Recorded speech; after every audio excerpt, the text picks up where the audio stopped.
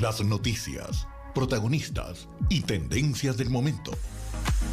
César Miguel Rondón, en Conexión Radio. La voz que cuenta la historia mientras ocurre. Muy buenos días. Son las 9:01 de la mañana de este jueves 27 de abril del año 2023. Y en este momento usted sintoniza en Conexión Radio por Éxito 107.1 FM en la ciudad de Miami, territorio Éxitos. Usted también nos puede sintonizar en su teléfono inteligente, en su teléfono celular, con la aplicación Actualidad Media Group. Esta aplicación usted la puede descargar gratuitamente en su celular. Y si usted entra en www.exito107.com, además de escucharnos, nos puede ver. Aquí me puede ver a mí y aquí está Laurita. Muy bien, eso es en exito107.com. Recibo el saludo de buenos amigos: Aeda Bon en Orlando, Guillermo Lozada en Georgia, María Alicia Sifontes. Doña María Alicia, muchas gracias por sintonizarnos. Ella está en Caracas. Aura Castro de Amador está en Panamá, Carlos Cuevas en Filadelfia, Guillermo Triana en Humble, Texas, Mari Lobo en Caracas, José Luis Palacios en Temuco, Chile, Gerardo Serrao en El Doral, nuestra muy consecuente y estimada, la querida Chere Ramos Graterol, Henry Moreno Hernández en Atlanta, Enrique Romero está en La Zulita, Mérida, en la Mérida venezolana, Johnny Vermolen, un maravino en Madrid. Saludos a todos, gracias por reportar la sintonía de En Conexión Radio. En Conexión Radio es una producción de Floralicia Anzola para Éxito 107.1 FM. Buenos días, Floralicia. Hola, buenos días, esa audiencia maravillosa. Hoy es jueves, que es una mezcla de jueves y viernes. Qué sinvergüenzura. Laura Rodríguez está en la producción general. Muy buenos días, Laura. Muy buenos días a todos. Mariel Sofía Rodríguez en la producción informativa está en Madrid. Buenos días, buenas tardes por allá, Mariel Sofía. Hola, muy buenos días desde Madrid. Feliz jueves para todos. Jesús Carreño en la edición y montaje, Daniel Patiño en los controles. Buenos días, Daniel. Buenos días, César. Buenos días a todos. Y ante el micrófono, quien tiene el gusto de hablarles, César Miguel Rondón. El día de hoy, jueves 27 de abril, es el día de Santa Franca. Felicitaciones a todas las francas y los francos. Santa Cita, no conozco, cita con Z, Santa Cita. Santa Merubina, felicitaciones Santa Merubina. Y es el día de la Virgen de Montserrat, la patrona de Cataluña. Así que felicitaciones a todas las Montserrat, que son muchísimas. En el calendario astrológico de Enrico Mariani, tenemos a las 2:30 de la madrugada, la luna entró creciente en Leo, quizá la luna más auspiciosa de todo el ciclo lunar, porque es la luna en la que le reconocen a usted todos sus méritos, todos sus esfuerzos, es la luna en que le aplauden y usted por fin puede reinar, puede imponerse. Magnífica luna para celebrar reuniones, lanzar productos al mercado, montar exhibiciones, obras teatrales. Todo aquel que busque un aplauso, un reconocimiento, esta de hoy es su luna. Y a las 5:21 tendremos el cuarto creciente, la segunda etapa del ciclo lunar. Dice acá en el calendario astrológico del cuarto creciente, basta que lo busque y se peguen las páginas. Dice aquí: cuarto creciente, tiempo para crecer, para trabajar en función del cuidado, desarrollo y progreso de un proyecto ya iniciado. También se puede reestructurar o replantear un arranque que no fue del todo positivo. De manera que tenemos cuarto creciente nada menos que con la luna en Leo, Sol en Tauro y Mercurio retrógrado. Así nos amanece este jueves 27 de abril del año 2023. Para el día de hoy vamos a conversar con el doctor Rafael Peñalver, abogado y analista político. Aprobado el presupuesto republicano. La Cámara de Representantes aprobó con el voto de la mayoría republicana un proyecto que ata la posibilidad del aumento al tope de la deuda del país con un recorte en el gasto público, en abierta respuesta al presidente Biden, que había señalado que la subida en el límite de endeudamiento no era negociable. Las implicaciones de esto las conversaremos pues con el doctor Peñalver. En Río de Janeiro conversaremos con el periodista Javier M. González. Bolsonaro declara sobre los disturbios del 8 de enero en Brasilia. Rindió ayer su testimonio en la sede de la Policía Federal. En Caracas vamos a conversar con el abogado Gonzalo Gimio de la ONG Foro Penal, integrada por más de 400 abogados y 6.000 activistas voluntarios. Han recibido el prestigioso premio Civil Rights Defenders 2023 instituido en Suecia. En Bogotá vamos a conversar con la periodista Marta Elvira Soto del diario El Tiempo. Petro hace cambios clave en su gabinete. Esas serán nuestras entrevistas. Y nuestro foro en el día de hoy se lo vamos a dedicar al código Morse, porque hoy es el día del código Morse, pero más que quedarnos solo con el código Morse, vamos a hablar de los números binarios, del sistema binario, que es el que está en boga, porque así es como se comunican las computadoras y, en fin. Esto lo vamos a abordar con el periodista Frank Monroy y con el investigador sobre ciberpsicología, Gustavo Lafontaine, ambos en Caracas. El ADN de nuestras computadoras tiene 4.400 años, porque el sistema binario viene desde los egipcios, imagínese usted.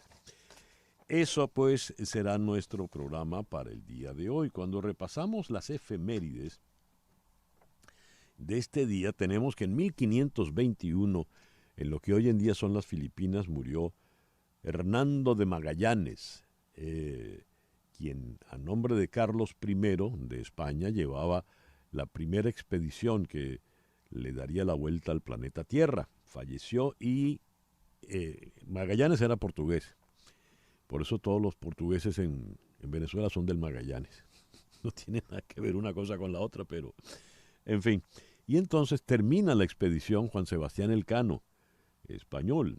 El 27 de abril de 1539, Nicolaus Federman y Sebastián de Belalcázar fundan la villa de Santa Fe de Bogotá. Así que hoy está cumpliendo años la ciudad de Bogotá. Felicitaciones a todos los bogotanos. El 27 de abril de 1791 nació Samuel Morse, el inventor del código que lleva su nombre. El 27 de abril de 1886, la ciudad argentina de La Plata se convierte en la primera en contar con alumbrado público eléctrico en América Latina. El 27 de abril de 1945, los partisanos capturan a Mussolini cuando trataba de huir. Esto fue en el lago Como. Mussolini trataba de huir disfrazado de soldado nazi cuando se producía la retirada de las tropas nazis. Y como todos los cobardes, pues una vez que están en el poder son prepotentes, pero después suplicó y lloró hasta que le colgaron boca abajo a él y a su amante Clara Petacci. El 27 de abril de 1974, en Washington, 10.000 personas se manifestaron exigiendo el juicio político contra Richard Nixon por haber perpetrado espionaje telefónico. Hablamos del escándalo de Watergate. El 27 de abril de 1986, en la ciudad de Pripyat, en la Unión Soviética, esta ciudad es evacuada tras el accidente nuclear de Chernóbil que ocurrió el día anterior. El 27 de abril del año 2002 muere Ruth Handler. La señora Handler, una empresaria, presidenta de la empresa de juguetes Mattel, es recordada porque ella creó la famosa Barbie, una muñeca que inspiró en las preferencias de su hija.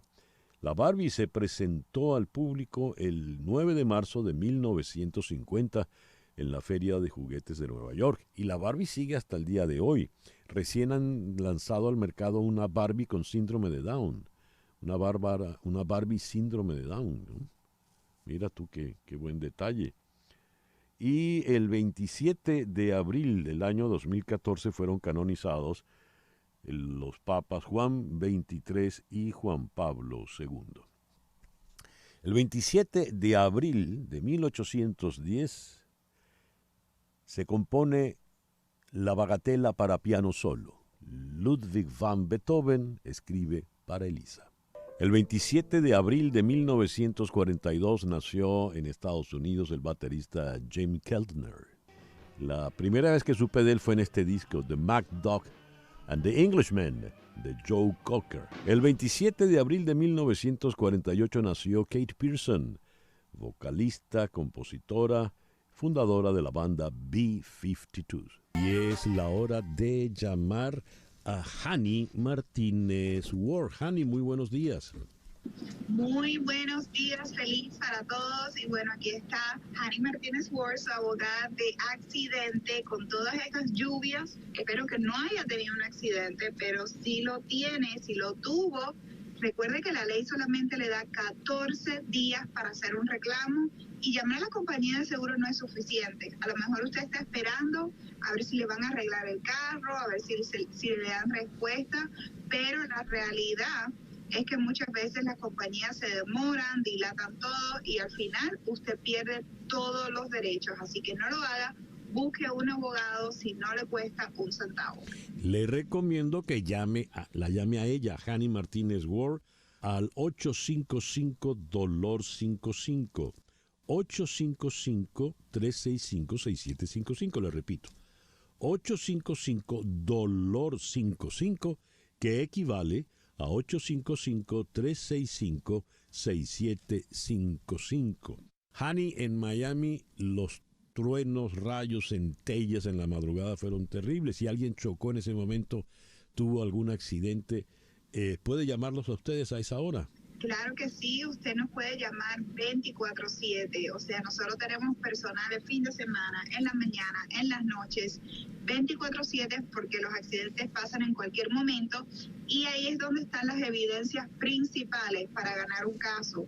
Todos los casos que nosotros usamos, la mayoría de las veces que lo presentamos en la televisión, en la radio, de $100,000 en adelante, es porque los clientes nos han llamado desde la escena, han tomado las fotos, han tomado los videos, tenemos testigos, y esas evidencias son los que nosotros nos ayudan a maximizar, a sacar la mayor compensación monetaria, y por eso es que los clientes quedan felices. Así que no llame cuando es demasiado tarde.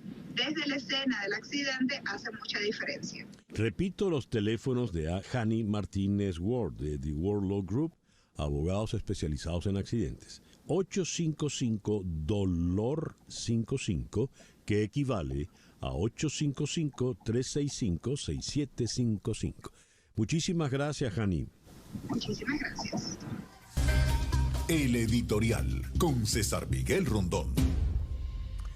Tras la reunión de Xi Jinping con Vladimir Putin y la presentación de un plan de paz con 20 puntos, muchas personas plantearon a nivel diplomático, sobre todo en Europa, que China intentaba mediar en el conflicto. Sin embargo, vinieron los reparos. ¿Cómo va a mediar si solo se está reuniendo con un lado? Pues bien, ha ocurrido ahora lo que querían los europeos. Leo esta nota de prensa. China vuelve a postularse como mediador en Ucrania con la conversación telefónica entre el presidente chino Xi Jinping y su homólogo ucraniano Volodymyr Zelensky, en un gesto también llamado a apaciguar sus relaciones con Occidente, especialmente con Europa, según apuntan algunos analistas, dado que la llamada tiene lugar después de que la presidenta de la Comisión Europea, la señora Ursula von der Leyen, el francés Emmanuel Macron y el español Pedro Sánchez instaran al líder chino a intervenir. La llamada entre los dos líderes, en la que Xi defendió de nuevo una solución pacífica como la única salida, dio como fruto el nombramiento casi inmediato de un nuevo embajador de Ucrania en China, al tiempo que Pekín ha designado un mediador para mantener conversaciones con todas las partes. Es un primer paso telefónico, es un primer paso un tanto débil, pero es un primer paso. Ahora bien, el ministro de Defensa de Ucrania, Oleksiy Reznikov, ha asegurado que desconfía de que puedan producirse una salida diplomática a la crisis si los líderes rusos continúan siendo los mismos que defienden la invasión y la guerra. Y el líder de la autoproclamada República Popular de Donetsk, Denis Pushilin, afirmó hoy jueves que la comunidad internacional forzará antes o después un contraataque por parte de las tropas ucranianas en el marco de la invasión para dar salida a los fondos entregados que ahora controlan el régimen de Ucrania desde fuera. Y esto, en el contexto de la guerra, el viceprimer ministro ruso Alexander Novak redirigirá este año 140 millones de toneladas de crudo y derivados de petróleo hacia Asia y suministrará únicamente entre 80 y 90 millones de toneladas a Europa debido a las sanciones al hidrocarburo ruso. La salida diplomática, la salida negociada para muchos es la única salida posible. Sin embargo, esa salida negociada, por más de la mediación, entre comillas, de Xi Jinping, está todavía muy, muy lejos en el horizonte. El reloj indica 9:19 de la mañana. Una pequeña pausa y ya regresamos con las noticias de Estados Unidos, Venezuela, América Latina y el mundo. Esto es En Conexión Radio por Éxito 107.1 FM en Miami. Continuamos en breve con César Miguel Rondón en Conexión Radio por Éxitos 107.1 FM.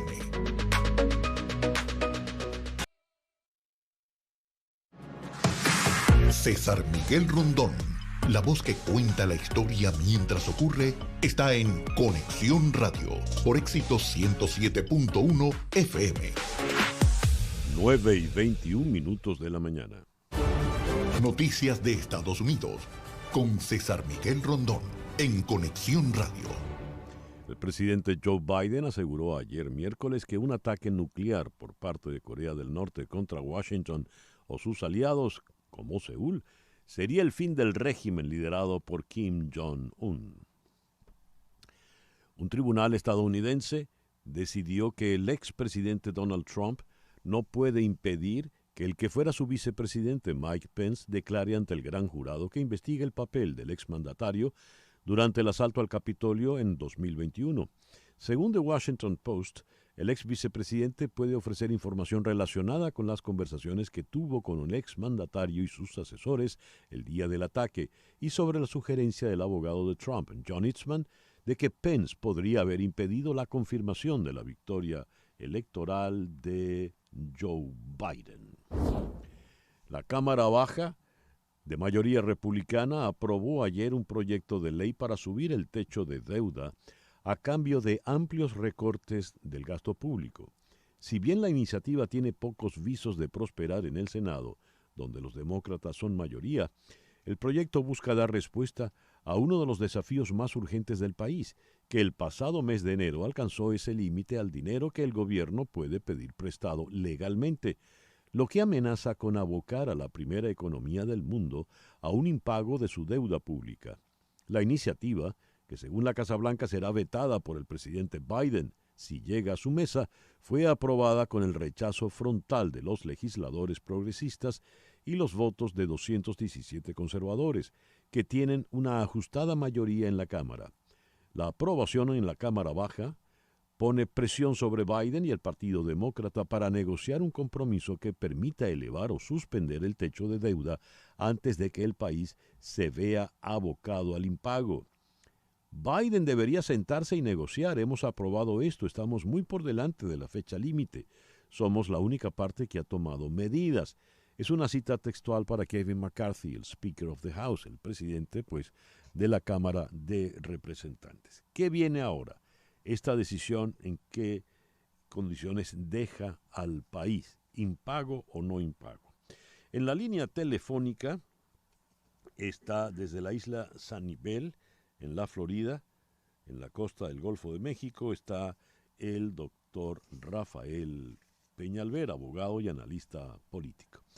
Rafael, muy buenos días. Muchísimas gracias por atendernos.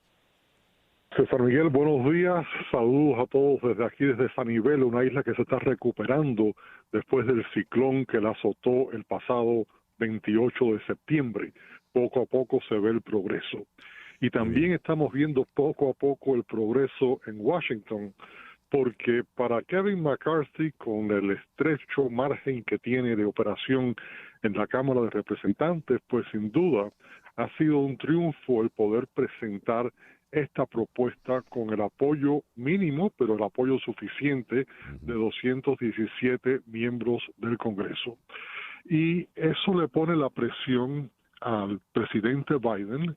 Esto es algo que ocurre con frecuencia. Acuérdate que siempre cuando llegamos a esta época donde es necesario aumentar el techo para poder para no llegar a un despago de la deuda, sí. Pues entonces esto vemos que ocurre con cierta frecuencia y más cuando nos aproximamos a un año electoral.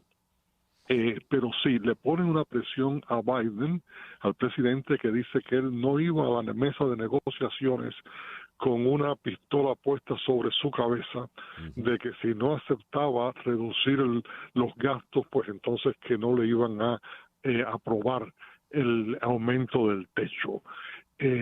Yo creo que es una jugada política, le salió bien, yo creo, al Speaker McCarthy, y ahora le ponen la presión al presidente Biden para sentarse a negociar.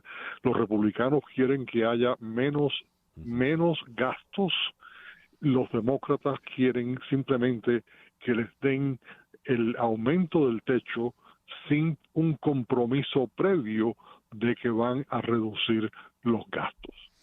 Tal como está planteada la situación, Rafael, pareciera que no hay otra alternativa que sentarse a negociar.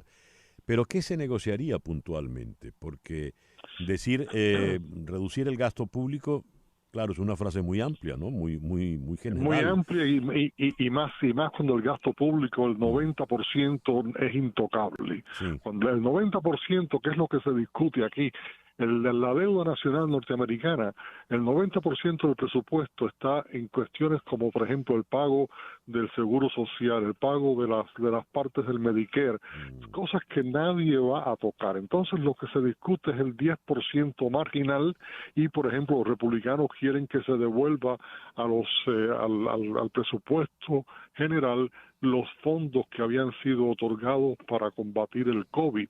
El COVID, si el COVID se terminó o supuestamente se ha terminado, pues entonces que esos fondos se utilicen para otros gastos y no que queden en el presupuesto para programas relacionados con el COVID, que ya ellos estiman que son fiambres. Pero así podemos discutir muchos otros temas. Claro. Los republicanos, sorprendentemente, para un partido que siempre ha estado en la defensa de la democracia y del mundo libre, están cuestionando los gastos relacionados a combatir a los rusos en Ucrania. Eso es algo para mí que he seguido el Partido Republicano siempre como el partido de la defensa anticomunista, del Partido de la Democracia. De pronto ver a líderes republicanos adoptar esta posición que luce más parecida a la posición de Putin que a la posición de la OTAN y los países de Europa, pues es sorprendente y yo no sé qué implicación eso pueda tener en el voto presidencial y en el voto del Congreso el año que viene. Yo creo que los republicanos están adoptando una política muy riesgosa y están perdiendo ese sentido que tantos años, tantas décadas, cuántos presidentes fueron los campeones de la democracia y del anticomunismo para que ahora sea el Partido Republicano el que se ponga en esta posición de estar en el lado de Putin más que en el lado de Ucrania. Rafael, ¿para cuándo se debería tomar ya la definitiva con relación al tema presupuestario? Pues tienen que tomárselo en los próximos 2 meses, porque si no se eleva el techo, pues simplemente caeríamos en un default para el mes de junio, y eso sí que sería terrible para la economía norteamericana y para la posición del dólar ante el resto del mundo. No olvidemos que estamos ante una situación donde la China está tratando de crear un nuevo orden mundial. Sí, y ese nuevo orden mundial lo que aspira es a sustituir el dólar como la moneda mundial. Si Estados Unidos llega al mes de junio y no eleva el techo de la deuda, si no se autoriza un alzamiento del techo, Estados Unidos podría caer en un default que sería catastrófico para el orden mundial que conocemos, que es el que le permite a Estados Unidos tener el dólar como la moneda mundial, imprimir el dólar. Así que para aquí no nos demos cuenta de la importancia que tiene para este país el poder imprimir dólares. Ningún otro país del mundo lo puede hacer. El resto del mundo tiene que jugar con las medidas en su presupuesto. Aquí no. Aquí si hay que gastarse más dinero, se imprimen más dólares y se gasta más dinero. Pero eso es lo que la China quiere acabar. Y si nos ponemos a jugar, en mi opinión, si nos ponemos a jugar con la estabilidad del dólar, sería catastrófico para este país. Eso no puede pasar, nunca ha pasado, y estoy seguro que de aquí a junio, tanto los republicanos como el presidente Biden se sentarán, negociarán un alza a la deuda, al tope de la deuda, y se llegará a un acuerdo. Por el bien del país. Ojalá así sea. Rafael, muchísimas gracias por estos minutos en la mañana de hoy. Muchas gracias, siempre es un gusto, César Miguel. El doctor Rafael Peña Alver, abogado y analista político aquí en el estado de Florida. Son las 9:31 de la mañana. Lo que ocurre en Venezuela con César Miguel Rondón en Conexión Radio. Tras la cumbre sobre Venezuela convocada por el presidente de Colombia, Gustavo Petro, Gerardo Blay, jefe de la delegación negociadora de la oposición, dijo que el consenso fue claro sobre las medidas sancionatorias que pesan sobre el país. Ellas solo se levantarán si se producen elecciones libres y transparentes, dijo. Los 20 países plantearon que el levantamiento de sanciones debe hacerse de forma progresiva y con base en los avances democráticos que se vayan logrando. No tuvo cabida la posición maximalista propuesta por Maduro del levantamiento inmediato de estas medidas sanatorias, dijo Blay. A su juicio, el diálogo está estancado porque no existe una verdadera voluntad de negociar por parte de Maduro.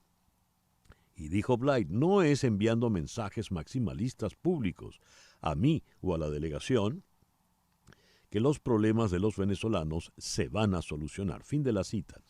Agregó Blay que la viabilidad de las soluciones es para los venezolanos, pasa por un trabajo minucioso en la mesa de negociación.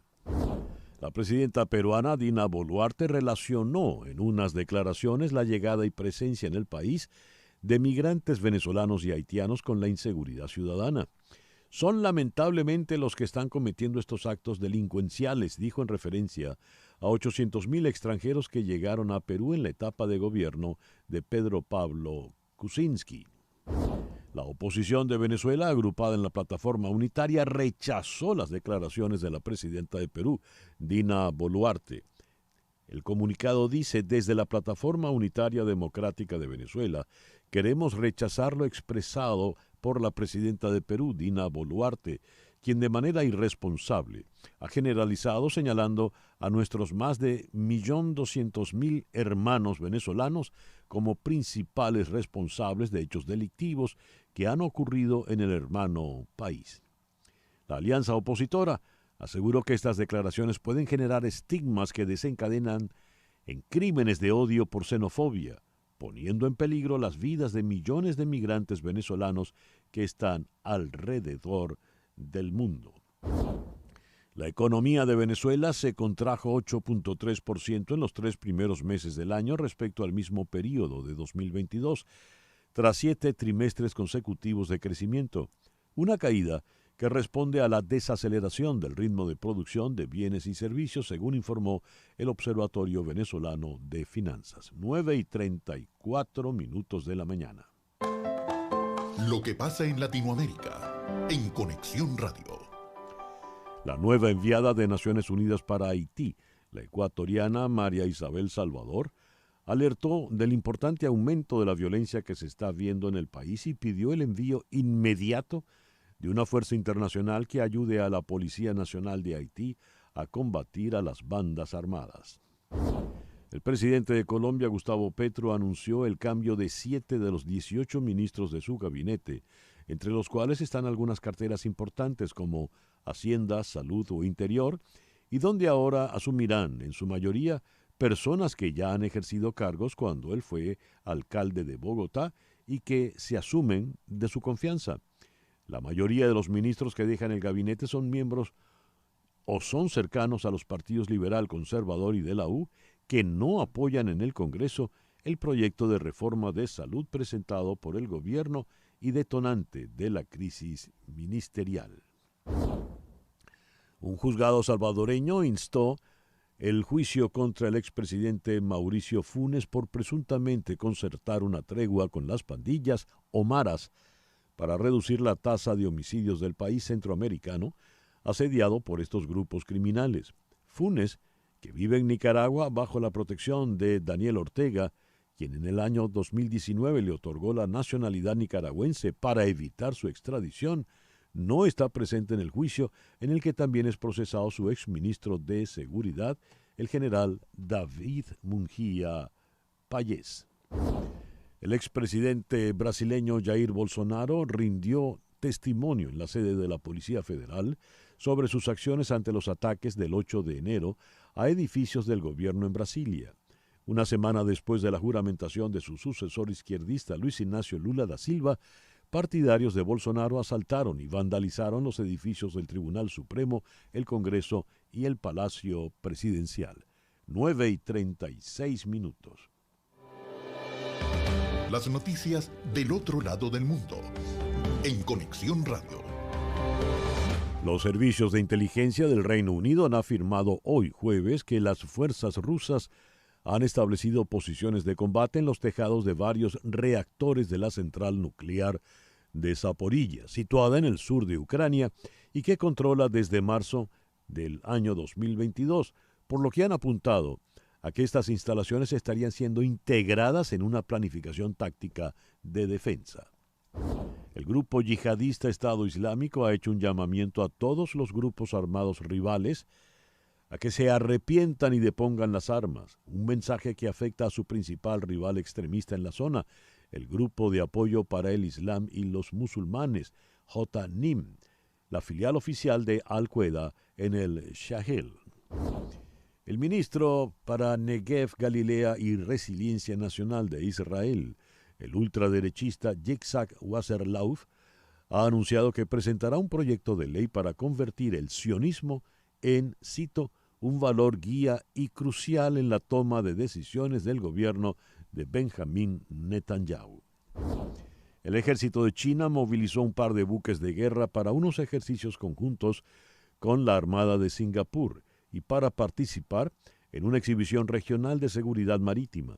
Las maniobras, que comenzarán mañana viernes en la ciudad-estado del sudeste asiático, se celebran en un contexto de creciente presencia china en el mar de la China Meridional, cuya soberanía Beijing reclama prácticamente en su totalidad. La sequía que afecta al este de África se ha agravado por el cambio climático inducido por el hombre, que también provocó que el fenómeno fuese más probable. En primer lugar, concluyó un equipo internacional de científicos climáticos. El reporte publicado fue elaborado por World Weather Attribution, un grupo que busca determinar rápidamente si ciertos fenómenos meteorológicos extremos se han visto influidos por el cambio climático. 19 científicos de 7 países evaluaron cómo afectó el cambio climático a las lluvias en la región. Nairobi. El brote de la enfermedad del virus de Marburgo, declarado a mediados de febrero en Guinea Ecuatorial, registró ya 17 casos confirmados, incluyendo 12 fallecidos, según informó hoy jueves el Ministerio de Sanidad. A fecha del lunes 24 de abril, el brote acumulaba un total de 17 casos y 12 fallecidos, según confirmó a través de la red social de Twitter el Ministerio de Sanidad. 9:39 de la mañana, Capicúa. Una pequeña pausa y al regreso venimos con nuestro foro #Día del Código Morse. Una pausa y regresamos con César Miguel Rondón en Conexión Radio. 9:43 de la mañana. El 27 de abril de 1791 nació en Estados Unidos el señor Samuel Morse. El señor Morse es el que inventa el código que lleva su nombre. El Morse es un código que está formado por puntos, rayas y espacios, que una vez combinados forman palabras, números y símbolos. Los puntos se representan por un breve pulso o una señal corta, y las rayas se representan por un pulso largo o una señal prolongada. La combinación de puntos y rayas para cada letra se ha diseñado de tal manera que las letras más comunes en el idioma inglés tienen códigos más cortos. La manera como se emplea el sistema es por medio de vibraciones donde cada letra viaja a través de un cable telegráfico, lo cual se transforma en impulsos eléctricos y para la cual se usa un pulsador o sensor que activa el circuito. El primer mensaje lo mandó el propio Morse. Dijo, lo que Dios ha creado. Ahora bien, el Morse usa es el código binario. El código binario no es nuevo, es lo que usan todos los microprocesadores del mundo, se comunican de manera binaria. El código binario, decía, no es nuevo. Se ve por primera vez en una obra china clásica que se conoce como el I Ching, el Tratado de Filosofía y Moral. El I Ching fue escrito, aunque usted no lo sabía, en binario. Y esto se escribió alrededor del año 1200 antes de Cristo. Pero los que primero usaron un código binario con una intención matemática fueron los egipcios, 2400 años antes de Cristo. ¿Por qué es tan importante el código binario? ¿Qué es un código binario frente a tantos códigos que tenemos para comunicarnos en la actualidad? ¿Y por qué, por ejemplo, a la hora de ir a aparatos tan sofisticados como una computadora y a territorios tan complejos como la informática de hoy, vamos al uso de esos sistemas binarios? Para abordar nuestro foro en esta mañana, #Día del Código Morse, hemos invitado a Gustavo Lafontaine. Él es investigador sobre ciberpsicología, psicólogo e investigador del Centro de Formación Humanística de la Universidad Católica Andrés Bello. Él está en Caracas. Y en Caracas está también Fran Monroy, periodista especializado en informática y telecomunicaciones. Pero Fran todavía no lo tenemos, así que vamos entonces con Gustavo Lafontaine. Gustavo, muy buenos días. Muchísimas gracias por estar con nosotros en este foro de hoy. Muy buenos días. Un placer estar acá. ¿Qué es un código binario y por qué algo tan sofisticado como una computadora se comunica, usa un código que solo tiene dos cifras, un 1 y un 0? Sí. Bueno, el propio nombre te dice lo que es, ¿no? Y como tú bien dices, binario es simplemente el hecho de que es un código que solamente acepta dos valores, sea el código Morse, largo o corto, o sea el sistema numérico binario, ceros y unos. La razón por la que los sistemas informáticos utilizan un sistema binario es porque el sistema binario básicamente queda muy bien representado por los pulsos eléctricos. Si hay un paso de electricidad, se considera que es el número 1. Si no hay un paso de electricidad, se considera que es el número 0. Y todas las combinaciones binarias posibles te permiten entonces representar caracteres más elaborados como el sistema numérico decimal, como el alfabeto, como caracteres especiales, etcétera, etcétera, etcétera, etcétera. Entonces, podríamos decir que es un código de base que responde a la naturaleza material de los sistemas informáticos. Si no usásemos el código binario, ¿cuál se usaría? Bueno, a nivel de computación, prácticamente ninguno. Desde los primeros microprocesadores estamos trabajando con un sistema eléctrico. Ahora, lo que hay que entender es que el código binario es simplemente un sistema de comunicación. Por ejemplo, en este momento está en desarrollo la computación cuántica. Una cosa que todavía falta algún tiempo para que entre en el mainstream, pero la idea es, ¿qué tal si no tuviésemos que trabajar nada más con prendido y apagado, ¿no? Con ceros y unos, sino que pudiésemos utilizar las posiciones de los átomos para trabajar o transmitir mayor cantidad de datos.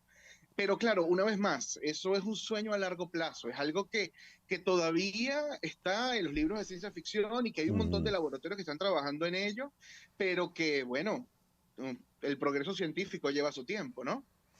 Es un elemento de comunicación. Tú y yo estamos hablando en castellano.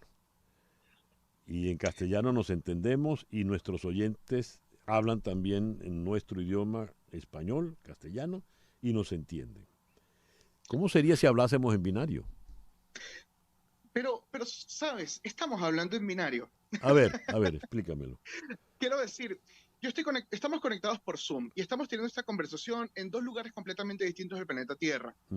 ¿Qué es lo que está pasando detrás de esto? Mi voz no se está transmitiendo por en este caso por mi wifi o por la conexión del túnel bajo el mar, ¿no? Lo que está pasando es, mi teléfono celular está tomando mi voz, está interpretando esa voz y la está convirtiendo en ceros y unos. Está enviando esa señal a través de los canales, pasa por los servidores de Zoom, llega al cliente de la estación y allá se transforma otra vez en mi señal de voz.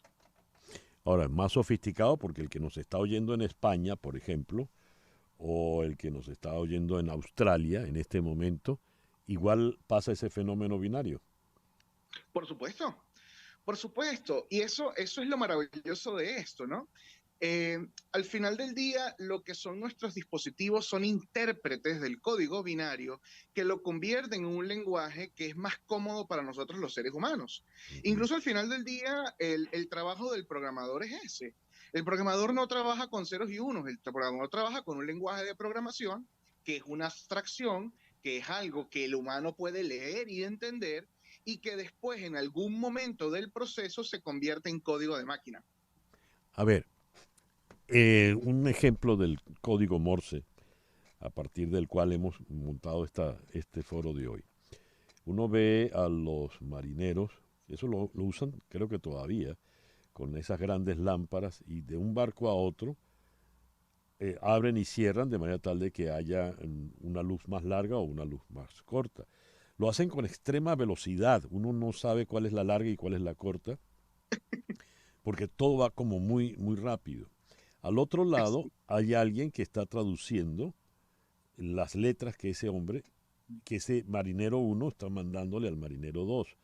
Y ese marinero 2 después lo traduce al idioma que manejen en ese buque, sea español, sea inglés, sea japonés. Eso es básicamente lo que ocurre con los sistemas binarios, según el ejemplo que nos acabas de plantear. Sí, por supuesto, exactamente así. en general, todo aquello que sea digital es, por su propia naturaleza, binario. Trabaja con ceros y con unos. Porque al final del día es solamente un sistema, una manera de codificar la información.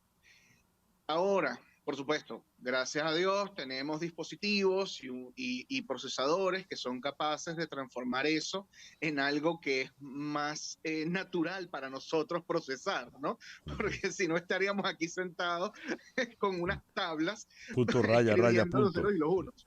Punto, raya, raya, punto. Lo único que yo me sé es tres puntos, 3 rayas, 3 puntos, que es SOS, ¿no? Sí, pero fíjate que hay algo muy interesante sobre eso. Yo creo que la mayoría, por lo menos mi generación, yo vengo de la parte de los millennials, pero creo que la gran mayoría de nosotros vivimos el surgimiento de los teléfonos celulares, vivimos la época de los Nokia. Es interesante que la mayoría de la gente no sabe que de hecho los sonidos que usaba Nokia para recibir mensajes eran código Morse. Por ejemplo, había uno que era clásico, ¿no? Que era el pi, pi, pi, pi, pi, pi, pi, pi, que es SMS, ¿no? Que al mismo tiempo es el acrónimo de un mensaje de texto. Así era la cosa. Ahora fíjate, me sorprende cuando leo que en el año 1200 antes de Cristo, un libro que tiene para muchos mucha vigencia todavía, como el I Ching o libro de los cambios, está en binario. ¿Por qué? ¿O qué los llevó a esos chinos milenarios, valga el calificativo? Bueno, a riesgo de interpretar una cultura con la que estoy poco familiarizado, me atrevo a decir que en general hay una necesidad de los seres humanos por establecer canales de comunicación. Y una característica importante de la comunicación es su simpleza. Es decir, para una comunicación es más efectiva en la medida en que es más simple. Y la simpleza también se asocia, por supuesto, a la cantidad de símbolos que forman parte de ese sistema. Entonces, es natural pensar que cuando estamos trabajando con sistemas abstractos, sea el I Ching, sea señales de humo, busquemos la manera de trabajar con la menor cantidad de símbolos posibles, de modo que eso simplifica el proceso de percibir de esos símbolos para luego traducirlos en el mensaje.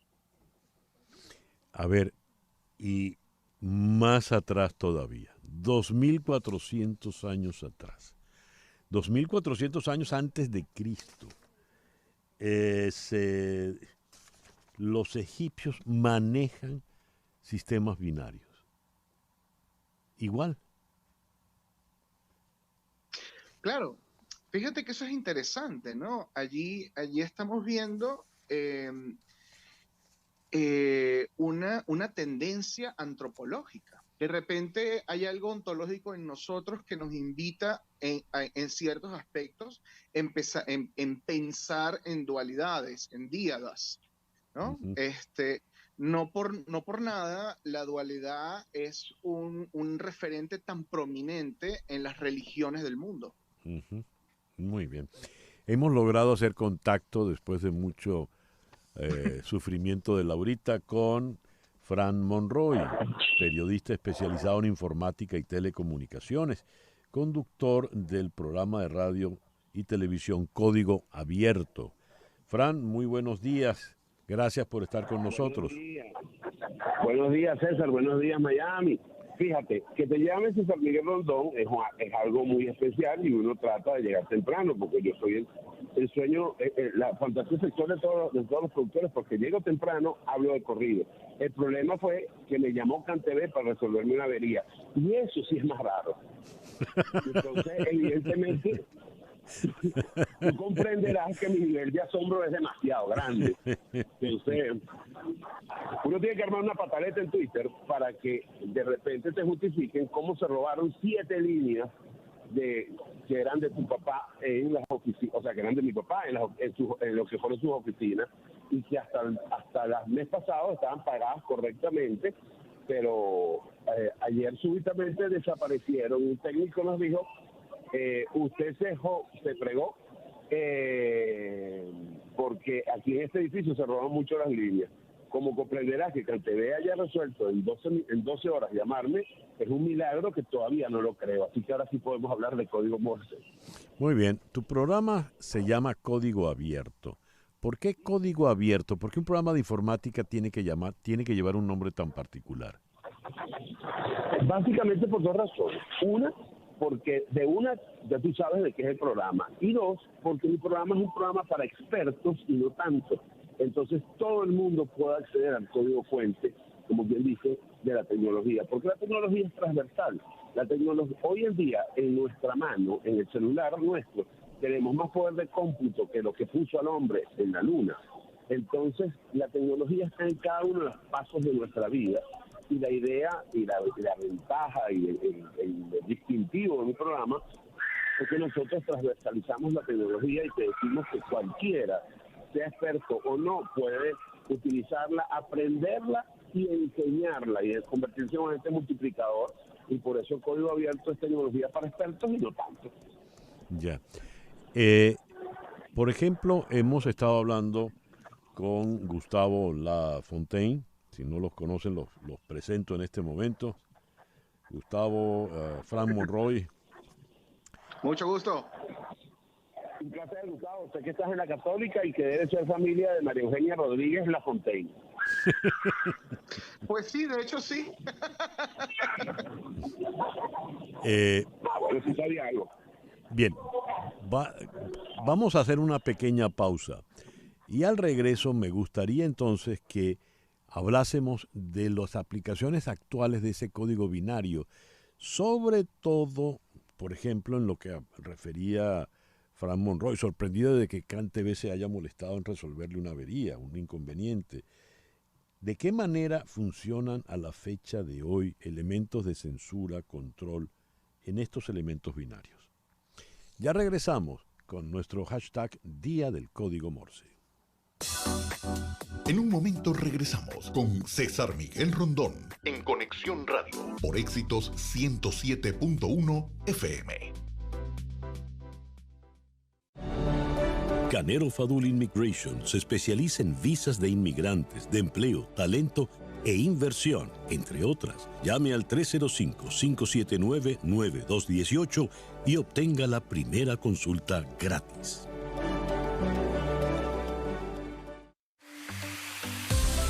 Sintonizas a César Miguel Rondón en Conexión Radio por Éxitos 107.1 FM.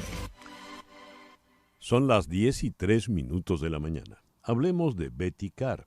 Tienen el carro que se adapta a tus necesidades.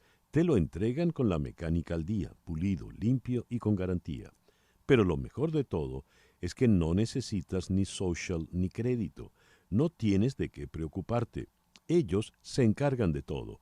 Si tienes poco down payment, también te ayudan a financiarlo. Síguelos en Instagram, @BettyCarsMiami. Allí puedes ver la variedad de vehículos. Llama al 786-470-9490. Repito, 786-470-9490. Betty Car, tu dealer de confianza. Perdón. Las noticias de este momento en Conexión Radio. ¿Qué noticias tenemos en este momento, Floralicia? Perdón. Bueno, César, ayer el Papa Francisco anunció que las mujeres podrán votar en una importante reunión de obispos por primera vez en la historia de la Iglesia. La medida es un esfuerzo de Francisco para continuar siendo más inclusivo. Ahora, el cambio permitirá que los laicos, también conocidos como miembros no ordenados, tengan más responsabilidad sobre los asuntos apremiantes de la Iglesia. Como resultado, la mitad de los 70 miembros con derecho a voto que no son obispos serán mujeres y 5 monjas también tendrán derecho a voto. La proporción de mujeres votantes en general será poco más del 10%. ¿Qué tal? ¿Qué tal? Bueno, muy bien. Gracias, Floralicia. Ahora sí, regresamos a nuestro foro con el hashtag Día del Código Morse con Fran Monroy y Gustavo Lafontaine. Había quedado en el aire una pregunta.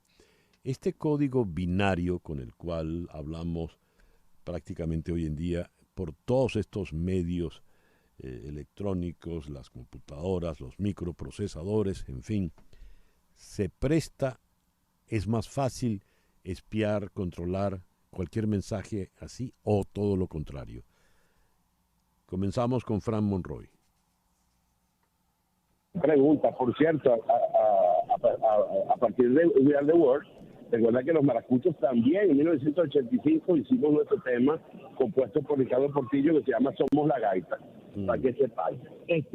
Mira, y de alguna manera todo lo que va por las redes va en un código binario. Es decir, las posibilidades de escuchar, de leer, de desencriptar, de hackear, siempre van a existir, pero para eso existe el cifrado y los distintos niveles de encriptación que hacen un poco más difícil la tarea. Desafortunadamente, ningún sistema es, o ninguna manera de transmisión es 100% indescifrable. Ninguno, pero las posibilidades son de protegerse son muchísimo, muy altas. Pongo un ejemplo. Para revisar los mensajes de texto es tan sencillo como los SMS de la telefonía celular, la cosa más básica. Hay maneras de alguna manera de interceptarlos y leerlos, pero esas maneras, en teoría sencillas de interceptarlas, solo interceptan los primeros 16 caracteres del mensaje de texto. Entonces, si usted piensa decir algo muy importante en un mensaje de texto, póngalo del carácter 17 que no lo van a ver. Es muy difícil, repito, es muy difícil, es decir, el lenguaje binario está en todo lo que se hace en tecnología. Entonces, evidentemente, a igual expresión hay igual posibilidad de desbloqueamiento y de interferencia y de censura, pero desafortunadamente para uno, desafortunadamente para los sensores, los que buscan que se callen las verdades, las tasas de éxito son bajas. Uh-huh.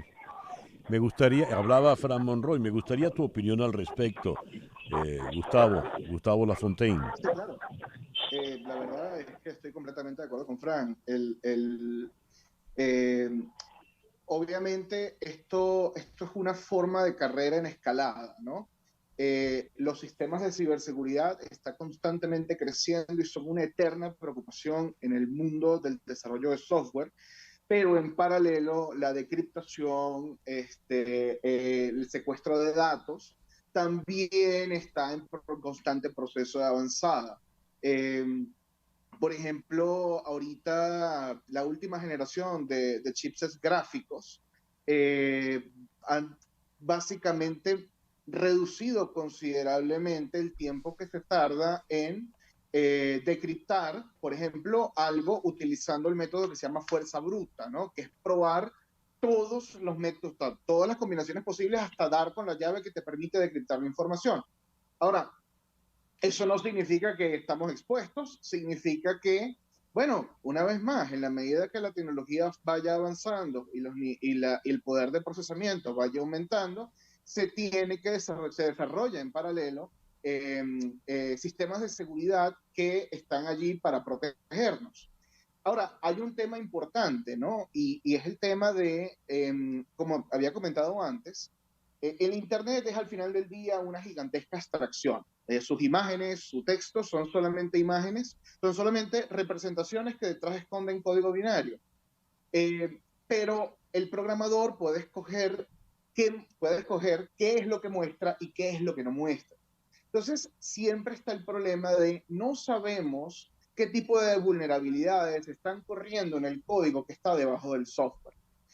Eso, por supuesto, no es para alarmar, ¿no? Es simplemente para decirle a la gente, siempre hay que recordar que cuando trabajamos con Internet, con software, con todos estos dispositivos, es extremadamente importante confiar en la fuente de la cual estamos recibiendo la información o el software.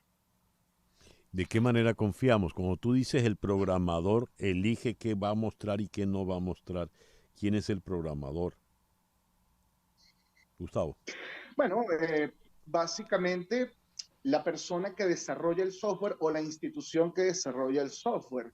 Es por eso que tenemos, por ejemplo, sistemas de vigilancia tan elaborados como el sistema chino, que mezcla un montón de tecnologías de punta, entre ellas reconocimiento facial, rastreo en redes sociales, sistemas de evaluación social, ¿no? Y básicamente la población no da un paso sin dejar una huella digital.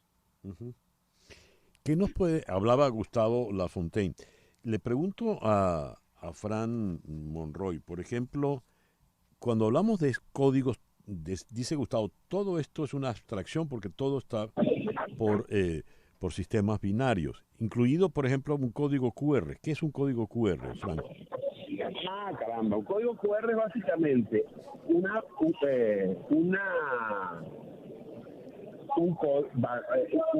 conjunto de signos que mandan a una acción, bien sea abrir una aplicación, bien sea ir a una página web determinada o realizar una acción determinada de acuerdo al software que estés utilizando. En principio también es una manera de código binario, también es una manera de traer aplicativos que generan comodidad, generan confort y felicidad, por decirlo de alguna manera, al usuario, pero que, como no, también puede meter un troyano por allí escondido. Ojo, en la tecnología, de alguna manera, cuando tú dices en quién confiar, el usuario es muy confiado por default, por decirlo de alguna manera. Porque yo no creo que haya ser humano que tenga la decencia de, cuando está instalando un software en su televisor, en su teléfono, en su computadora, se ponga a leer los términos y condiciones, que suelen ser 4 o 5 hojas, para ver qué está instalando. La gente instala y ya le dice, sí, entendí, sí, dale. A pesar de que a lo mejor te está diciendo ahí, usted vende su alma al diablo mediante nosotros, etcétera. Entonces, de alguna manera, el código QR es una manera muy sabrosa de ahorrarle tiempo a la gente, porque, por ejemplo, tú puedes poner un código QR en la puerta de tu establecimiento comercial y que en lo que la gente pase por allí y escanee ese código QR, se ponga el teléfono en un modo específico, agarre el wifi de la tienda y además reciba ofertas y bonificaciones de parte de la tienda de manera casi que inmediata. Pero también pudiera meterte yo un programa para de alguna manera espiar sus hábitos de consumo, o pudiera también yo de regalito meter lo que llaman una cookie, que entonces ya yo sé que la próxima vez que tú pases por la puerta de mi establecimiento te voy a mandar un mensaje que diga: César, tenemos 20% de descuento en champú por cortes de cabello. Por supuesto, no me va a funcionar a mí, pero a ti tampoco, pero no lo quería decir. Pero de alguna manera puedes hacer muchas cosas con ellos. Por cierto, yo cada vez que estoy en conexión en radio o en conexión en televisión, siempre me pongo un objetivo, que es tratar de hacer reír a César Miguel Rondón, que es uno de los tipos más serios que yo conozco. Bueno, lo logras con facilidad. Hablaba Fran Monroy, el ocurrente Monroy, te voy a llamar. Gustavo, leo que eres investigador sobre ciberpsicología.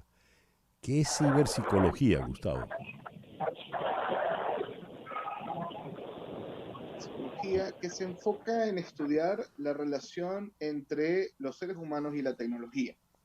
Sabemos que la tecnología ha acompañado el desarrollo de las civilizaciones y también sabemos que los desarrollos tecnológicos tienen un impacto importante en nosotros y en nuestra psique, en una enorme cantidad de ocasiones para bien y también en otras ocasiones para no tan bien, ¿no?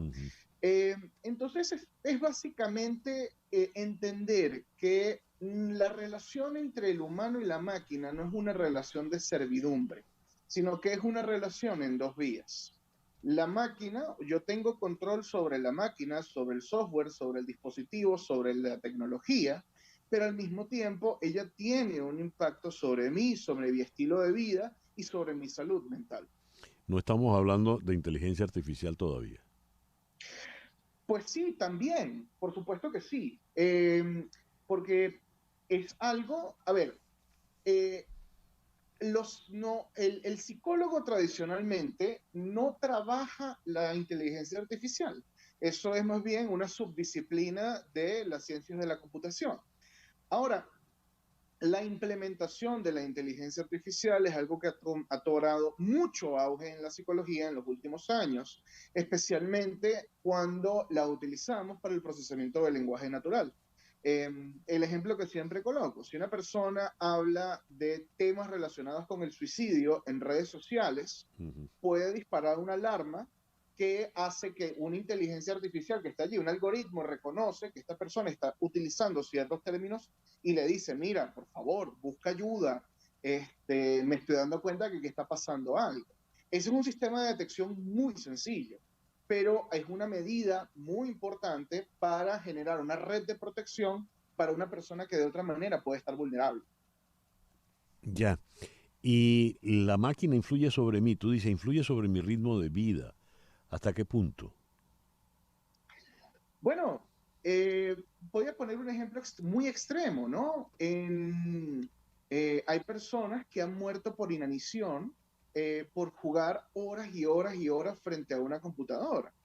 Ahora, por supuesto que eso también del otro lado funciona, ¿no? Los videojuegos son una tremenda herramienta para el desarrollo de ciertas competencias, de ciertas habilidades cognitivas, para el desarrollo en las habilidades de toma de decisión. El asunto es que estamos inmersos en tecnología y no nos podemos escapar de ella, por más que lo intentemos, ¿no? El ser humano vive en sociedad y la sociedad es por su propia esencia tecnológica, alrededor de construcciones, alrededor del desarrollo de aparatos, el desarrollo de herramientas, y es algo que claramente define nuestros espacios de convivencia. A ver, incluso yo ponía este ejemplo a una colega el otro día, ¿no? Que ella decía, un invitado que le decía, bueno, que yo me voy, me desconecto del mundo y me voy 3 días a un bosque y yo apago el celular para encontrarme con la Pachamama. Yo le decía, bueno, ya va, no te estás desconectando de la tecnología, porque al final del día, la carne que tú compraste o los vegetales que tú compraste siguen estando refrigerados en una nevera.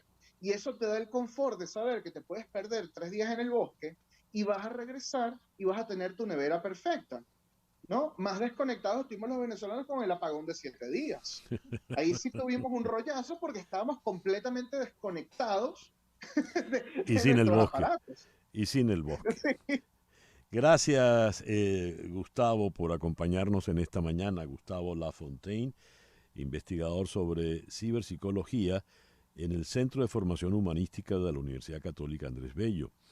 Fran, te dejo entonces la última palabra ya para concluir. La última palabra mía, después de lo que dijo Gustavo, es wow, ¿qué puedo decir yo?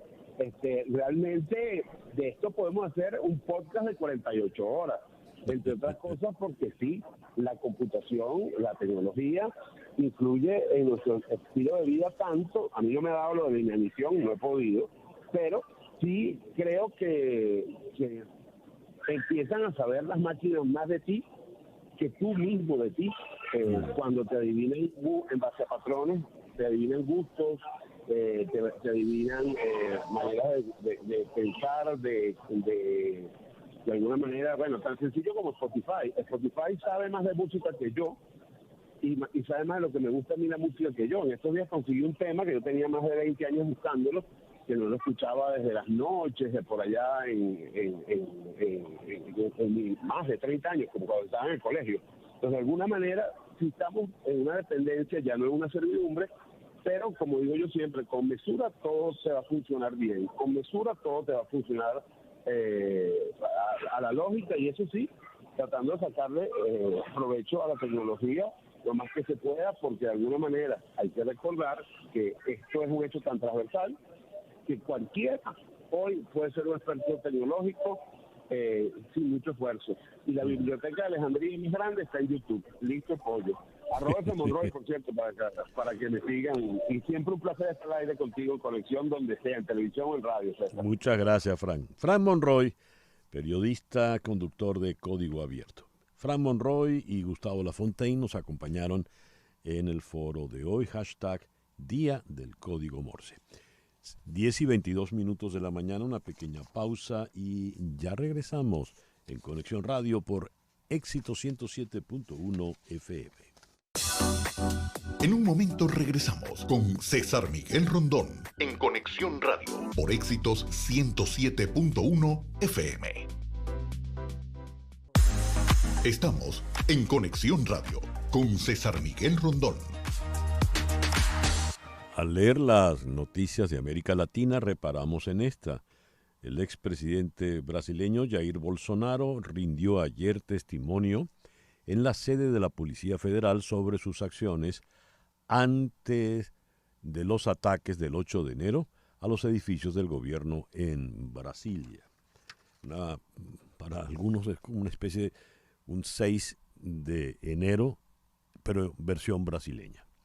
¿Qué ocurrió allí? Vamos a Brasil. En la ciudad de Río de Janeiro está el periodista de Nueva Tribuna, Javier M. González. Javier, muy buenos días. Gracias por atendernos. Buenos días, César Miguel. Yo que agradezco. Bueno, lo que pasó es que Bolsonaro estuvo durante cerca de 2 horas declarando en la sede de la Policía Federal en Brasilia. En realidad declaró sobre un video posterior, 2 días después del 8 de enero, y lo que se conoce es la versión que dio su abogado Paulo Cunha Bueno. El expresidente fue escuchado en el marco de las investigaciones sobre los autores intelectuales de los ataques a las sedes de los 3 poderes ese 8 de enero, como recordarás, una semana exacta después de la toma de posesión de Lula. Bueno, este mensaje de Bolsonaro fue colocado en su cuenta de Facebook 2 días después de esa fecha. Es un video en el que volvía a atacar las urnas electrónicas, poniendo en duda su seguridad, y su defensa, en este caso, es que el video lo habría recibido de una tercera persona. Él lo subió cuando estaba bajo los efectos de la morfina, ya que acababa de ser internado por una obstrucción intestinal, y dijo que intentaba pasar dicha grabación para su archivo de WhatsApp para verlo posteriormente, y que, alertado por sus hombres de confianza, lo borró poco después. Una explicación confusa, o como dice el editorial de hoy del diario Folha de San Paulo, patética, y es que la credibilidad de sus alegaciones en favor de la democracia, yo diría que son casi nulas por su historial en todos estos años. Está diciendo que hizo eso bajo los efectos de la morfina. Es como dispararse en el pie, ¿no, Javier? Exactamente. Bueno, digamos que él alega que le tuvieron que poner morfina por su problema de obstrucción intestinal. Pero como digo, todo suena muy poco creíble. Y hay que recordar además que durante años Bolsonaro viene atacando el sistema electoral y la propia democracia. Por ejemplo, en un acto ante el cuerpo diplomático acreditado en Brasil en julio del año pasado, puso en duda la seguridad de las urnas electrónicas. En 1999, cuando aún era diputado, dijo que si fuera presidente cerraría el Congreso. Ya presidente en el 2021, el Día de la Independencia, dijo que atacó al Supremo Tribunal Federal, dijo que solo de la presidencia de la República, en fin, tiene una historia poco creíble. Ahora los abogados intentan componer la situación y han dicho que Bolsonaro en su declaración ante la Policía Federal dijo que ya había vuelto la página de las elecciones del 2002, que sería un capítulo cerrado, pero está muy complicado porque tiene varias causas relacionadas con su actuación durante el 8 de enero y también previamente, ¿no?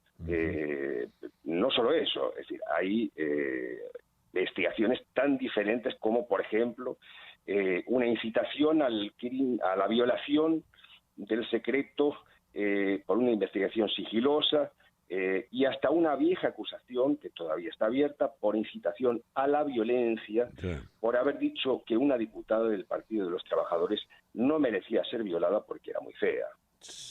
Dios. Javier, ¿qué le espera a Bolsonaro o él queda ya libre de toda sospecha con relación a este caso? No, el caso está abierto, simplemente se le tomó declaración y además hay que decir que en el Congreso se abrió ayer, se instaló una comisión mixta de investigación parlamentaria para investigar estos sucesos del 8 de enero. No tiene nada que ver con el curso judicial, pero sí tendrá consecuencias políticas. Aquí en Brasil se dice siempre que las comisiones de investigación parlamentarias se saben cómo comienzan, pero no cómo acaban. Hay que decir que paradójicamente esta fue impulsada por el propio bolsonarismo con la idea de cambiar el enfoque y colocar al gobierno en situación de culpable. Seguramente va a ser aprovechado por el bolsonarismo para tratar de imponer la idea de que efectivamente hubo protestas, pero que fueron pacíficas, y que los asaltantes eran izquierdistas disfrazados. Se espera que estén por lo menos 2 de los hijos de Bolsonaro en esta comisión, y bueno, hay que esperar, evidentemente va a haber mucha difusión en los medios, y va a ser una guerra de guerrillas entre el gobierno y la oposición a propósito de todos estos acontecimientos que no están cerrados y que tienen otras aristas. Por ejemplo, sigue habiendo cambios en el Gabinete de Seguridad Institucional, integrado por militares, en la ABIN, que son los servicios secretos. En fin, todavía Lula no logró controlar los daños colaterales del 8 de enero. Ya. Javier, muchas gracias por estos minutos en la mañana de hoy. Yo que agradezco. Javier González desde Río de Janeiro. Son las 10:31 de la mañana. Ahora tenemos acá en Miami, en la línea telefónica, a Michelle Canero, abogada especializada en temas migratorios. Michelle, muy buenos días. Gracias por atendernos en esta mañana. Buenos días a ti, César Miguel. Michelle, ¿qué es necesario para obtener la ciudadanía, para naturalizarse como ciudadano americano una vez que se tiene la residencia? Bueno, típicamente requiere que uno haya mantenido su residencia permanente y las condiciones de esa residencia continuamente por un mínimo de 5 años. Hay una excepción para personas que están casados con ciudadanos americanos y el tiempo es nada más 3 años para esas personas. Durante esos 5 años tienes que demostrar que mantuviste tu domicilio principal en los Estados Unidos, entonces van a querer ver que pruebes que tengas casa aquí, que trabajas aquí, que principalmente resides acá. También requiere presencia física, 918 días en los últimos 5 años, entonces básicamente quieren ver que pasaste más días físicamente en los Estados Unidos que afuera. También requiere que demuestres que tienes buen carácter moral. Eso significa que hayas pagado tus taxes, si tienes hijos que deberías mantener, que hayas cumplido con tus obligaciones de aporte, de child support. También quieren asegurar que no hayas tenido ninguna convicción, arresto, delito o incidente que podría causar que el oficial crea que uno no tiene buen carácter moral. Cualquier tema de fraude, esas cosas pueden impactar. Si tuviste un DUI, manejaste bajo influencia alcohólica o de drogas, y eso te puede afectar, por ejemplo. Sí, entonces si uno tiene una situación, algún arresto, aunque no haya resultado necesariamente en una convicción porque negociaste y bajaste los cargos, y hasta ciertas cosas civiles, ¿verdad? Si tienes un acuso de un banco por haber tenido un cheque rebotado, ese tipo de cosas, vale la pena conversarlo con un buen abogado, especialista en ciudadanía, para asegurar que eso no va a impactar la aplicación. Ahora, hay ciertos incidentes que no van a afectar el carácter moral porque hay jurisprudencia que uno puede decir, mira, esto ya ha sido determinado por las Cortes y política de inmigración, es que esto no afecta. Y las circunstancias que sí posiblemente puedan crear un tema de carácter moral, se pueden analizar y si es una cosa de esperar unos años más para aplicar cuando ese incidente esté fuera de los 5 años, puede ser.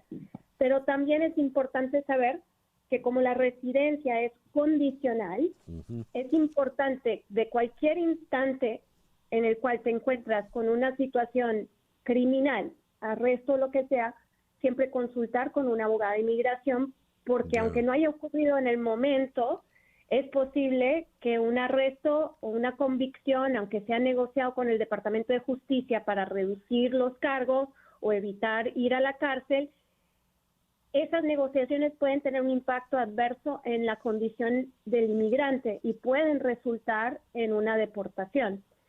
Es posible que no se hayan dado cuenta en el momento del arresto, pero después cuando vayas a la ciudadanía, inmigración va a revisar tu expediente, va a hacer un background check con tus huellas y ahí se dan cuenta y determinan que ese incidente te hace deportable, puedes encontrarte en una situación donde por simplemente haber aplicado a la ciudadanía te has puesto en proceso de deportación. Entonces, recomiendo que cualquier persona que haya tenido un incidente criminal, después de hacerse residente, que consulten con un abogado antes de aplicar a la ciudadanía y asegurar que eso no va a tener efecto. Si no han tenido ninguno de estos inconvenientes, no debería haber problema entonces.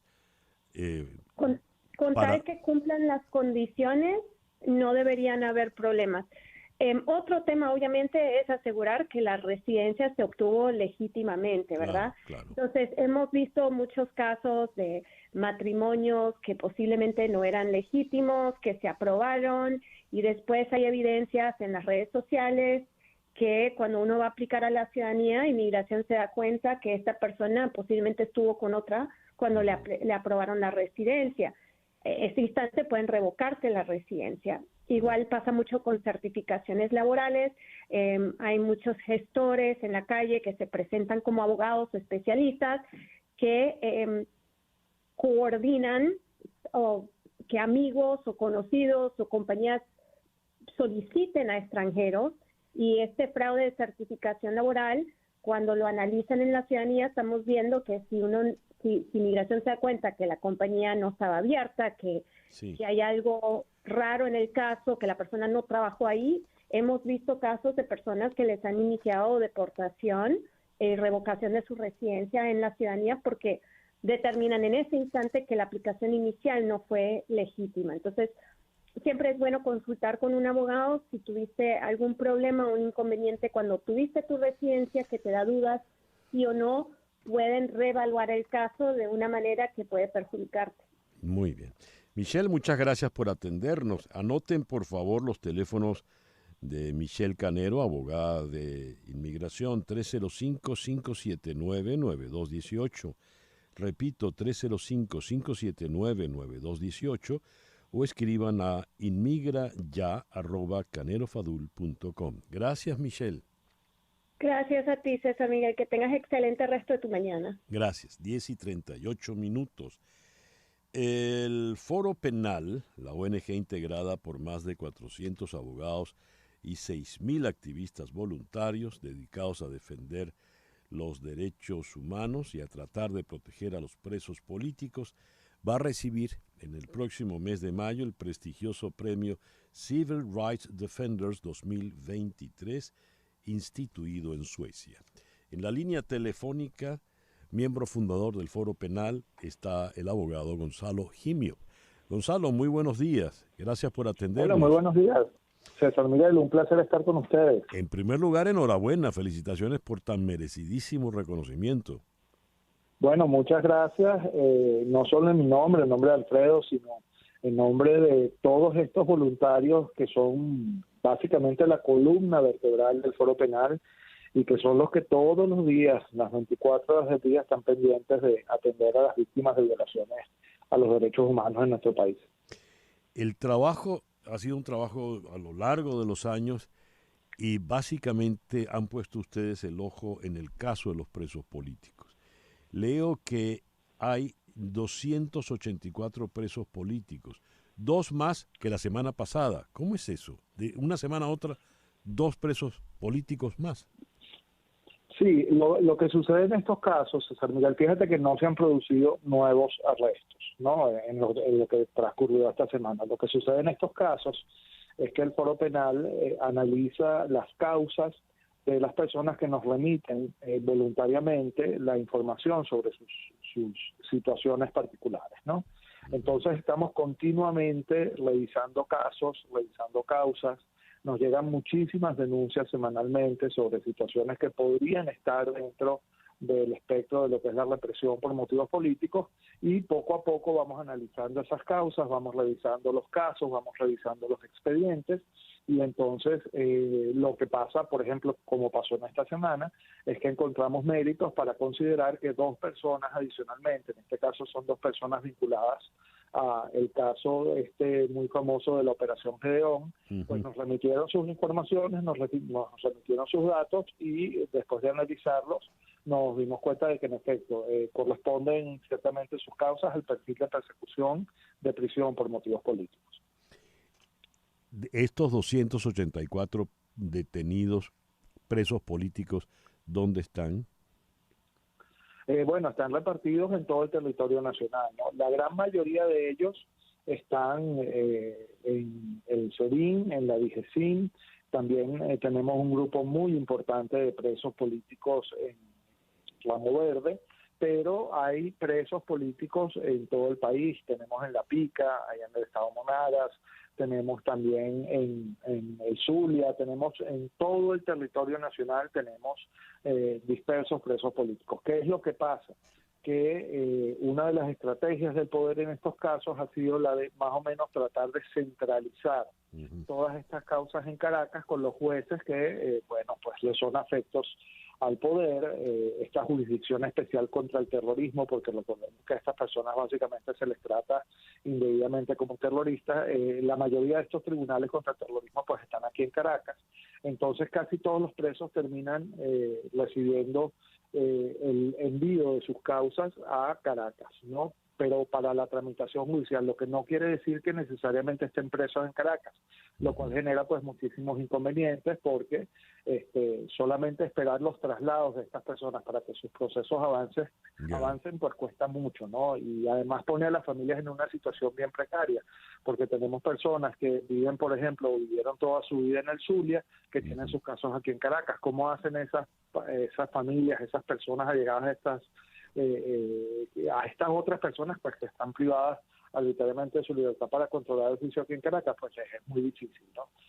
Pero bueno, por eso es que en el Foro Penal tenemos más de 400 ya abogados voluntarios que están dispersos en todo el país, que se ocupan de atender las necesidades tanto de las familias como de los presos, no solamente en Caracas, sino en todo el territorio nacional.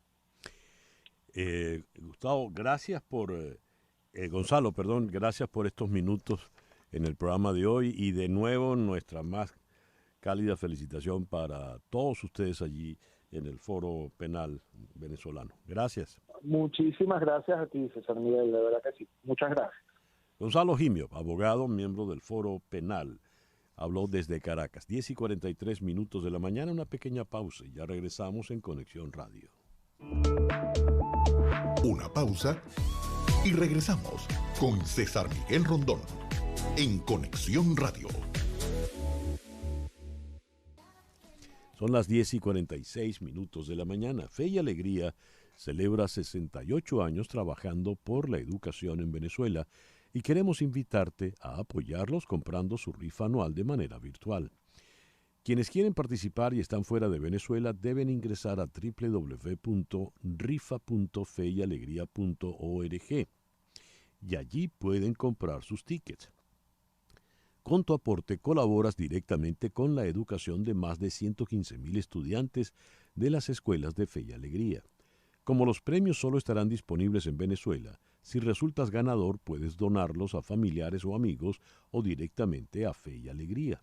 Abre tu corazón, participa de la rifa desde cualquier lugar donde te encuentres a través de www.rifa.feyalegria.org. 10:47 de la mañana. Temprano, cuando leíamos las noticias de América Latina, reparamos en que Gustavo Petro anunció el cambio de 7 de sus 18 ministros, entre ellos algunos con verdadera importancia como Interior, Salud o Hacienda. ¿Por qué? ¿Qué pasa en el gobierno de Gustavo Petro? Vamos a Bogotá, donde en la línea telefónica está Marta Elvira Soto de el diario El Tiempo. Marta Elvira, muy buenos días, gracias por atendernos. Buenos días, César Miguel, para mí es un placer como siempre. Marta Elvira, ¿qué pasó en el gabinete del señor Petro? Bueno, él mismo lo ha dado a entender en algunos discursos previos al remesón ministerial, diciendo que necesita gente de su total confianza, habló de lealtad y también habló de que necesitaba gente que trabajara 24 horas al día para sacar adelante los proyectos del cambio. Eso lo que quiere decir es que definitivamente no está contento con algunas de las fichas de su gabinete que había conformado de cara a la coalición del gobierno que quedó literalmente destruida a inicios de esta semana, con el tema de que no le está pasando la reforma a la salud como ellos quieren, como quiere el gobierno del presidente Gustavo Petro. Así que creo que mandó mensajes de que algunos ya no le generaban confianza, de que otros no estaban comprometidos con la agenda y de que se está rodeando de personas de su absoluta confianza. Esto a nivel partidista, ¿qué significa, Marta Elvira? Pues a nivel partidista se rompió cobijas, como vimos en Colombia, con partidos poderosos como los conservadores, y eso tiene que ver con la salida del ministro de Transporte, Guillermo Reyes, que es de ese partido. Además, también con los liberales, al haber retirado algunas fichas, por ejemplo, del Ministerio de las TIC, pero también con los expresidentes. Por ejemplo, el ministro del Interior, que viene a ser como la bisagra, como el puente entre el gobierno y el legislativo, salió del gobierno. Estamos hablando de Alfonso Prada, y él fue no solamente funcionario del gobierno de Juan Manuel Santos, sino su abogado personal. Es decir, que cumplió la palabra de que ya no hay coalición de gobierno, de que ya no va a haber fichas de los liberales, conservadores, la U y otros partidos en el gobierno, y que ahora se la va a jugar, que es un juego peligroso, solo para sacar adelante las reformas que esperan en el Congreso. No tiene un año en el poder Gustavo Petro y ya tiene una crisis de envergadura. ¿Qué le espera? Digamos que es entrar a terrenos de la especulación. Efectivamente son 8 meses y expresidentes como Santos han dicho muy pronto para generar una crisis de esta envergadura. Sí. Ha logrado, por ejemplo, romper la bancada de los liberales. Dicen que ofreciéndoles dádivas y ofreciéndoles puestos. Pero, ¿qué le espera? Yo creo que un tema complicado, por lo menos en el legislativo, de cara además a las elecciones regionales que vienen en octubre. Por eso hay cierto temor de que se vaya a utilizar otros mecanismos para presionar este tipo de reformas de cambio. Ya. Marta Elvira, muchísimas gracias por atendernos en la mañana de hoy. César Miguel, un gusto como siempre. Marta Elvira Soto es la editora de la unidad investigativa del diario El Tiempo en la ciudad de Bogotá. Son las 10:51 de la mañana. Las noticias de este momento en Conexión Radio. ¿Y qué noticias tenemos ya para cerrar, Flor Alicia? Ajá, César, aquí te tengo una. Juan Carlos I, el rey emérito de España, tiene una hija secreta llamada Alejandra, de una relación con una aristócrata, según publicó este jueves el diario español El Confidencial. El diario asegura que esta cuarta paternidad del rey emérito era conocida desde hace tiempo por su familia, así como por el entorno del Palacio de la Zarzuela, la residencia real en Madrid. Alejandra nació a finales de los 70 o a principios de los 80 y nunca ha reclamado ningún tipo de derecho sucesorio, aunque su existencia es un secreto a voces entre las élites, de acuerdo a esta publicación. Así lo aseguran los periodistas José María Olmo y David Fernández tras una investigación recogida en el libro Kim Corp, El Imperio Nunca Contado, de Juan Carlos I, y de la que el Confidencial publica un adelanto. Pasan las mejores familias, ¿no? Pero lo cierto es que Juan Carlos no deja de ser noticia. ¡Caramba! ¡Qué personaje! ¿Ah? Bueno, César Miguel, aquí te tengo otra noticia. Y ¿Otra? viene de unas declaraciones que ha dado el actor de origen austríaco y exgobernador de California, Arnold Schwarzenegger, quien recordó el pasado nazi de su familia en una entrevista de CNN, diciendo que espera que sirva de ejemplo en la lucha contra el antisemitismo, un fenómeno que parece, según él, estar creciendo en Estados Unidos. Dijo el protagonista de Terminator que su padre, Gustav Schwarzenegger, que militó en el partido nazi durante la Segunda Guerra Mundial, y otros millones de hombres fueron absorbidos por un sistema de odio a través de mentiras y engaños. Gracias, Flor Alicia. Son las 10:53 de la mañana. Contratar los servicios de un abogado de inmigración es un asunto serio porque establecerse en Estados Unidos requiere de trámites que debes transitar solo con abogados con mucha experiencia, como es el caso de las abogadas de Canero Fadul Immigration, especialistas en visas de inmigración laboral, familiar y humanitarias, entre otras, suman más de 55 años de experiencia. Asesoran desde la solicitud de la visa hasta la obtención de la residencia y la posterior ciudadanía. Y su equipo se compromete a llegar a la solución deseada por cada uno de sus clientes. Anota este teléfono 305-579-9218, 305-579-9218 o escribe a inmigraya@canerofadul.com. Canero Fadul Immigration, reputación, confiabilidad y efectividad. En Conexión Radio es una producción de Flor Alicia Anzola para Éxito 107.1 FM, con Laura Rodríguez en la producción general, Mariel Sofía Rodríguez en la producción informativa, Jesús Carreño en la edición y montaje, Daniel Patiño en los controles y ante el micrófono, quien tuvo el gusto de hablarle, César Miguel Rondón.